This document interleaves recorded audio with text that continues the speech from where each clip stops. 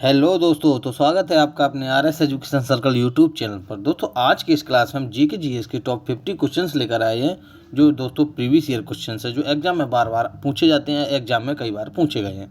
तो दोस्तों इन क्वेश्चंस को आप अच्छे से कंप्लीट कर लीजिए। यह क्लास आपके एग्जाम्स के लिए बहुत ही इंपॉर्टेंट होने वाली है। तो दोस्तों क्लास को बिल्कुल स्किप मत कीजिए। अगर एग्जाम आपका लगा हुआ है या आने वाला है आगे, तो दोस्तों इस क्लास को आप पूरी लीजिएगा, ठीक है। तो दोस्तों इसमें चलते हैं क्वेश्चन की ओर।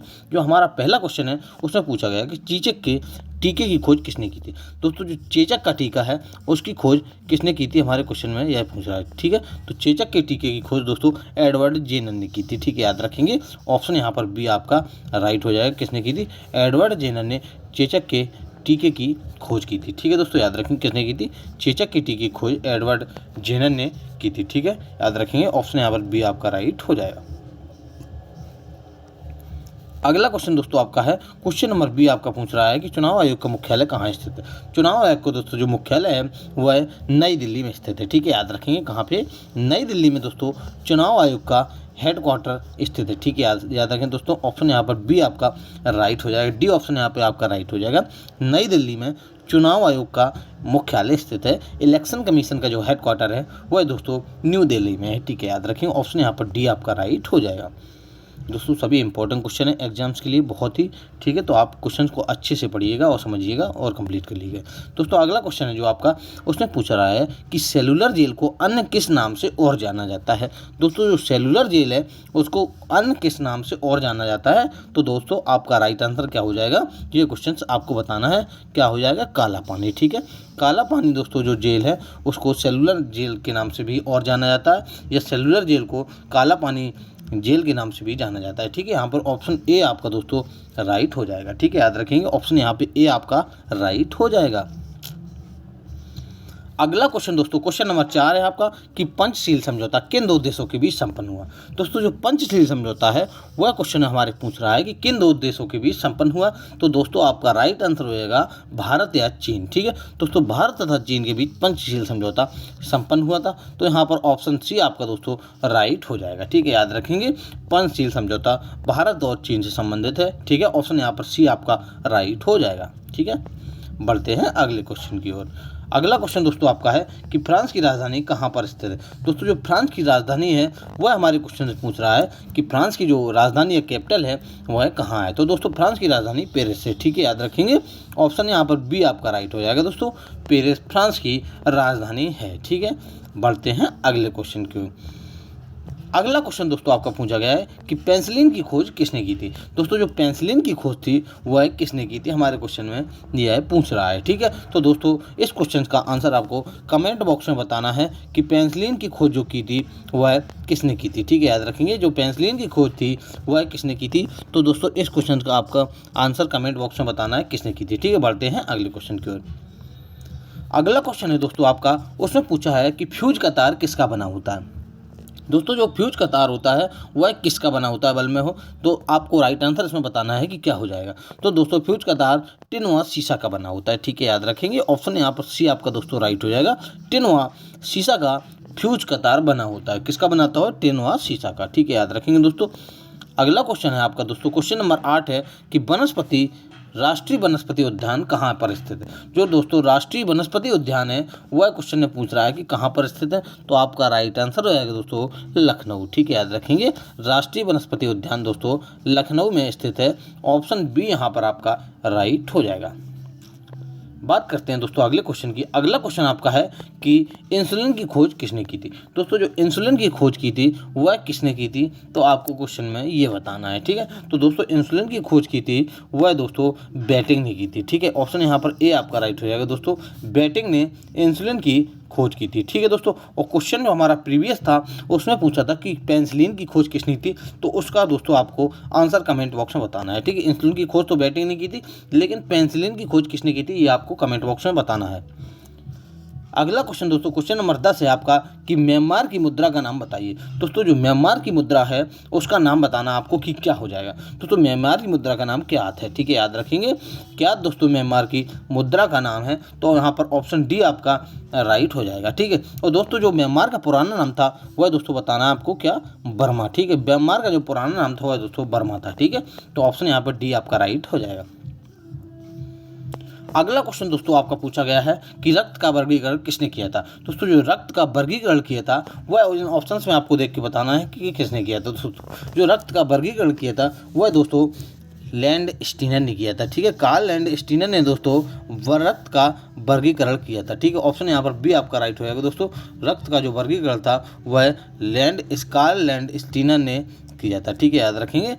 बढ़ते हैं अगले क्वेश्चन की ओर। दोस्तों अगला क्वेश्चन आपका है कि रंगास्वामी कप का संबंध किस खेल से है। दोस्तों जो रंगास्वामी कप का संबंध है वह बताना है कि किस खेल से है। तो दोस्तों हॉकी। ठीक है, ऑप्शन यहाँ पर ए आपका दोस्तों राइट हो जाएगा। रंगास्वामी कप का संबंध हॉकी खेल से है। ठीक है, याद रखेंगे किससे है, हॉकी। अगला क्वेश्चन दोस्तों आपका है कि लिपुलेख दर्रा भारत के किस राज्य में स्थित है। दोस्तों जो लिपुलेख दर्रा है वह भारत के किस राज्य में स्थित है, क्वेश्चन में हमारे यह पूछ रहा है। ठीक है, तो दोस्तों लिपुलेख दर्रा है भारत के उत्तराखंड राज्य में स्थित है। ठीक है, यहाँ पर दोस्तों ऑप्शन बी आपका राइट हो जाएगा। किस राज्य में है, उत्तराखंड राज्य में लिपुलेख दर्रा स्थित है दोस्तों। ठीक है, याद रखेंगे कहाँ पर है, उत्तराखंड में। क्वेश्चन नंबर 14 आपको पूछा है कि ऋग वैदिक आर्यों की भाषा क्या थी। दोस्तों जो ऋग वैदिक काल में आर्यों की भाषा थी या वह किस भाषा में बोलते थे, तो आपका राइट आंसर हो जाएगा संस्कृत। ठीक है, याद रखेंगे दोस्तों संस्कृत भाषा में वह बोलते थे या उनकी संस्कृत भाषा थी। ठीक है, याद रखेंगे ऑप्शन बी सी आपका राइट हो जाएगा। अगला क्वेश्चन दोस्तों आपका है कि महात्मा गांधी किस वर्ष भारतीय राष्ट्रीय कांग्रेस के अध्यक्ष बने थे। दोस्तों महात्मा गांधी किस वर्ष भारतीय राष्ट्रीय कांग्रेस के अध्यक्ष बने थे, तो क्वेश्चन में आपकी ये पूछ रहा है। तो दोस्तों आपका राइट आंसर हो जाएगा 1924। ठीक है, याद रखेंगे 1924 बेलगांव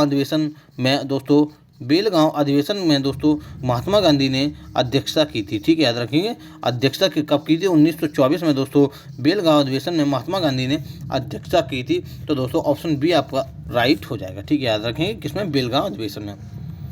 अगला क्वेश्चन दोस्तों आपको पूछा गया है कि एक राष्ट्र एक पिता का नारा किसने दिया था।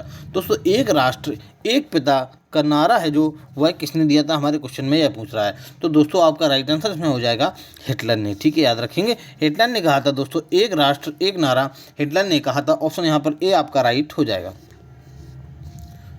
अगला क्वेश्चन दोस्तों आपका है कि सिद्धार्थ किसके बचपन का नाम था। दोस्तों जो सिद्धार्थ था वह किसके बचपन का नाम था, हमारे क्वेश्चन में यह पूछ रहा है। तो दोस्तों गौतम बुद्ध के बचपन का नाम सिद्धार्थ था। ठीक है, याद रखेंगे ऑप्शन बी आपका राइट हो जाएगा। ठीक है, गौतम बुद्ध के बचपन का नाम सिद्धार्थ था। अगला क्वेश्चन दोस्तों आपका पूछा गया है कि संथाल विद्रोह के प्रमुख नेता कौन थे। दोस्तों जो संथाल विद्रोह के प्रमुख नेता थे वह क्वेश्चन में पूछ रहा है को कौन थे। तो दोस्तों संथाल विद्रोह के जो प्रमुख नेता थे वह सिंधु व कान्हू थे। ठीक है, याद रखेंगे सिंधु व कान्हू संथाल विद्रोह के प्रमुख नेता थे। ठीक है, याद रखेंगे ऑप्शन बी आपका राइट हो जाएगा। अगला क्वेश्चन दोस्तों आपका है कि पंडित हरिप्रसाद चौरसिया का संबंध किस वाद्य यंत्र से है। दोस्तों जो पंडित हरिप्रसाद चौरसिया का संबंध है वह दोस्तों किससे है, बांसुरी वादक थे। ठीक है, बांसुरी से दोस्तों उनका संबंध है, वह दोस्तों बांसुरी एक वादक थे। ठीक है, क्या थे, बांसुरी वादक थे दोस्तों। ठीक है, याद रखेंगे बांसुरी वादक थे। तो दोस्तों इनका संबंध बांसुरी से है। तो ऑप्शन डी आपका राइट हो जाएगा। अगला क्वेश्चन दोस्तों आपका पूछा गया है कि शेयर बाजार का नियंत्रण किसके द्वारा होता है। दोस्तों जो शेयर बाजार का नियंत्रण है वह क्वेश्चन पूछ रहा है कि किसके द्वारा होता है। ठीक है, तो दोस्तों शेयर मार्केट का जो नियंत्रण होता है वह दोस्तों सेबी के द्वारा होता है। ठीक है, याद रखेंगे डी ऑप्शन आपका राइट हो जाएगा। दोस्तों सेबी के द्वारा शेयर बाजार का नियंत्रण होता है। दोस्तों जो सेबी होता है, जो सेबी का फुल फॉर्म होता है वह दोस्तों होता है security and exchange board of India. ठीक है, security and exchange board of India दोस्तों सेबी का फुल फॉर्म होता है। शेयर बाजार का जो नियंत्रण होता है वो सेबी के द्वारा होता है। अगला क्वेश्चन दोस्तों आपका पूछा गया है कि हल चलाने के निशान हड़प्पा सभ्यता के किस स्थल से प्राप्त हुए। दोस्तों जो हल चलाने के निशान हड़प्पा सभ्यता के स्थल से प्राप्त हुए हैं वह स्थल है दोस्तों कालीबंगा। ठीक है, याद रखेंगे ऑप्शन ए आपका दोस्तों राइट हो जाएगा। कालीबंगा से हल चलाने के निशान हड़प्पा सभ्यता में प्राप्त हुए हैं। ठीक है, याद रखेंगे। अगला क्वेश्चन दोस्तों आपका पूछा गया है कि बीमा क्षेत्र का विनिमय कौन करता है। दोस्तों बीमा क्षेत्र का जो विनियमन है वह दोस्तों कौन करता है, तो आपका राइट आंसर हो जाएगा दोस्तों बीमा क्षेत्र का IRDA विनिमय करता है। ठीक है, याद रखेंगे ऑप्शन सी आपका राइट हो जाएगा। दोस्तों विनिमय जो करता है वह IRDA करता है। ठीक है, याद रखेंगे कौन करता है, IRDA। अगला क्वेश्चन दोस्तों आपका है पंचायत तथा नगर पालिका का चुनाव कौन करवाता है। दोस्तों जो पंचायत और नगर पालिका का चुनाव करवाता है वह इन ऑप्शंस में आपको देख के बताना है कि कौन करवाता है। तो दोस्तों आपका राइट आंसर हो जाएगा कौन करवाता है, राज्य चुनाव आयोग। ठीक है, याद रखें ऑप्शन डी आपका दोस्तों राइट हो जाएगा। राज्य चुनाव आयोग दोस्तों पंचायत तथा नगर पालिका का चुनाव करवाता है। ठीक है, याद रखेंगे। बढ़ते हैं आगे। अगला क्वेश्चन दोस्तों आपका पूछा गया है कि भारत सरकार का प्रथम विधि अधिकारी कौन होता है। दोस्तों जो भारत सरकार का प्रथम विधि अधिकारी होता है वह इन ऑप्शन से आपको देख के बताना है कि कौन होता है। तो दोस्तों महान्यायवादी भारत सरकार का प्रथम विधि अधिकारी होता है। ठीक है, याद रखेंगे। ऑप्शन बी आपका दोस्तों राइट हो जाएगा। भारत सरकार का जो प्रथम विधि अधिकारी होता है वह महान्यायवादी होता है। ठीक है। अगला क्वेश्चन दोस्तों आपको पूछा गया है कि भारतीय संविधान की 8वीं अनुसूची में कुल कितनी भाषाओं का उल्लेख है। दोस्तों जो भारतीय संविधान की 8वीं अनुसूची में कुल भाषाओं का उल्लेख है वह दोस्तों 22 भाषाओं का उल्लेख है। ठीक है, याद रखेंगे। कितनी भाषाओं का उल्लेख है दोस्तों? 22 भाषाओं का उल्लेख है दोस्तों। ऑप्शन डी यहाँ पर आपका राइट हो जाएगा। ठीक है, याद रखेंगे। अगला क्वेश्चन दोस्तों आपका पूछा गया है कि रबड़ को कड़ा करने के लिए इसमें क्या मिलाया जाता है। दोस्तों जो रबड़ को कड़ा करने के लिए इसमें क्या मिलाया जाता है, हमारे क्वेश्चन में यह पूछ रहा है। तो दोस्तों इसमें गंधक मिलाया जाता है जिससे रबड़ कड़ी हो जाती है। ठीक है, याद रखेंगे। ऑप्शन सी आपका राइट हो जाएगा। रबड़ को कड़ा करने के लिए इसमें गंधक का प्रयोग किया जाता है। ठीक है। अगला क्वेश्चन दोस्तों आपका है कि आराम हराम है यह किसका नारा है। दोस्तों जो आराम हराम है यह नारा है यह दोस्तों पंडित जवाहरलाल नेहरू का है। ठीक है, याद रखेंगे। ऑप्शन दोस्तों ए आपका राइट हो जाएगा। पंडित जवाहरलाल नेहरू का जो नारा है वह आराम हराम है। ठीक है, याद रखेंगे क्या है, आराम हराम। अगला क्वेश्चन दोस्तों आपका है कि फलों में मीठा स्वाद किसके कारण होता है। दोस्तों जो फलों में मीठा स्वाद है वह दोस्तों फ्रक्टोज के कारण होता है। ठीक है, याद रखेंगे। फ्रक्टोज के कारण फलों में मीठा स्वाद होता है। ठीक है, याद रखेंगे। फ्रक्टोज के कारण। ठीक है। और सबसे जो मीठी शर्करा होती है वह दोस्तों सुक्रोज होती है। ठीक है, सबसे जो मीठी शर्करा होती है दोस्तों वह सुक्रोज होती है। ठीक है, याद रखेंगे। यहाँ पर ऑप्शन बी आपका राइट हो जाएगा। फ्रक्टोज के कारण फलों में मीठा स्वाद होता है। अगला क्वेश्चन दोस्तों आपका है कि इंदिरा गांधी हवाई अड्डा कहाँ पर स्थित है। दोस्तों जो इंदिरा गांधी हवाई अड्डा है वह कहाँ पर स्थित है, क्वेश्चन में आपके यह पूछ रहा है। ठीक है, तो नई दिल्ली में दोस्तों इंदिरा गांधी हवाई अड्डा स्थित है। ठीक है, ऑप्शन सी आपका राइट हो जाएगा। इंदिरा गांधी हवाई अड्डा नई दिल्ली में स्थित है। ठीक है, याद रखेंगे। इंपॉर्टेंट क्वेश्चन है। अगला क्वेश्चन दोस्तों आपका है कि खींचने योग्य तन्य धातु इनमें से कौन सी होती है। दोस्तों जो खींचने योग्य तन्य धातु होती है वह दोस्तों ऑप्शन आपको बताना है कि हीरा, सोना, चांदी, तांबा। इनमें से आपसे 4 ऑप्शन चूज करना है कि कौन सी जो धातु होती है तो सबसे तन्य धातु होती है। तो दोस्तों सोना सबसे तन्य धातु होती है। ठीक है, याद रखेंगे। सोना सबसे तन्य धातु होती है खींचने के लिए। तो ऑप्शन बी आपका राइट हो जाएगा।